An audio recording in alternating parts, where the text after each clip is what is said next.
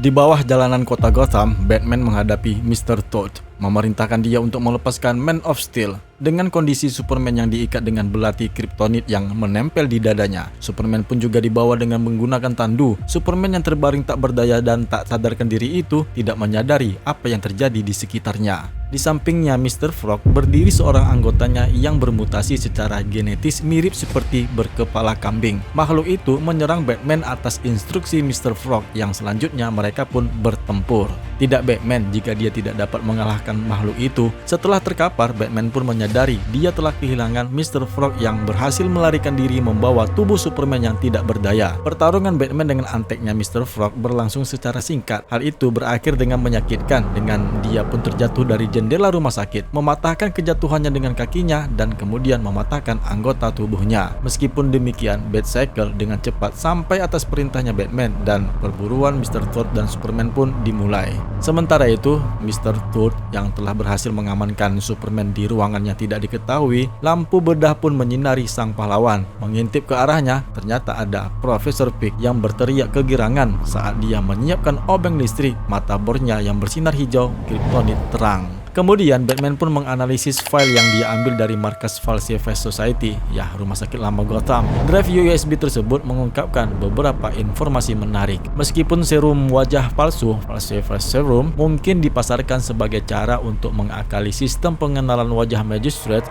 serum tersebut sebenarnya disubsidi oleh The Magistrate sendiri. Jelaslah sudah bahwa mereka pasti memiliki Superman di suatu tempat. Di tempat lain, Superman dengan keadaan yang tidak berdaya bertanya kepada Mr. Frog apa yang Profesor Pig lakukan kepadanya, tetapi pertanyaan itu tidak ditanggapinya. Mr. Toad pun mencoba membalut sisi tubuhnya dan Superman memutuskan untuk memberi Profesor Universitas itu satu kesempatan lagi, yang kemudian Superman pun melepaskan diri dari ikatannya dan mungkin juga ikatannya si Mr. Frog. Setelah bertemu dan mengalahkan penegak drone Magistrate, Batman pun menyadari bahwa Magistrate menggunakan DNA Superman untuk meningkatkan para pengawasnya. Setelah meretas perangkat transmisi yang digunakan oleh The Magistrate, Batman pun menemukan lokasi pengiriman data, yaitu sebuah laboratorium rahasia tempat The Magistrate mensintesis kryptonit. Profesor Fig dengan senang hati menyambut Batman ke laboratoriumnya dengan mengaktifkan serum dengan menyentuh kedua lengannya, yang kemudian kedua telapak tangannya pun menjadi bentuk kepala babi hutan yang bersiap untuk menyerang Batman. Sementara itu Superman merefleksikan bertaruh pada kebaikan seseorang akan mendapatkan kebaikan yang layak. Nah, mendengar itu, si Mr. Toad pun kemudian menyadarinya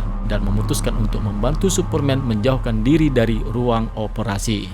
Namun pelarian mereka itu terhenti ketika seorang pria dengan bentuk yang aneh dan mengerikan menghalangi mereka. 7 mata merahnya mampu mengeluarkan heat vision yang identik dengan milik si Superman. Dengan dentuman keras, makhluk itu yang diciptakan oleh Profesor Fig terbang menembus dinding secara efektif mengarahkan kedua pahlawan itu bersamanya. Akhirnya mereka pun bertempur dan pertempuran tersebut dengan cepat dimenangkan oleh Superman dan laboratorium pun menjadi terbakar habis. Tidak ada peluang melawan sinar heat visionnya Superman.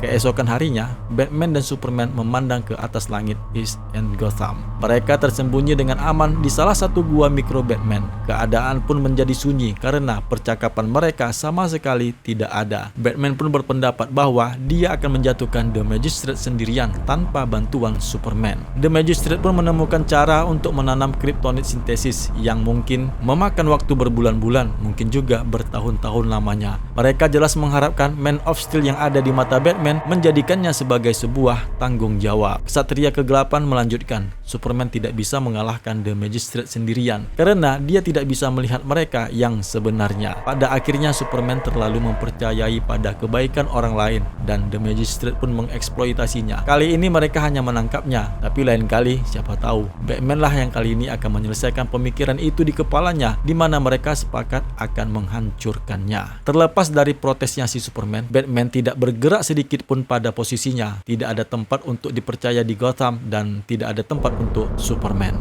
Saat dia berangkat, Superman pun memberitahu Batman mengapa dia pergi, bukan karena ada pahlawan lain yang menuntutnya, melainkan karena suka atau tidak suka, Superman mempercayainya.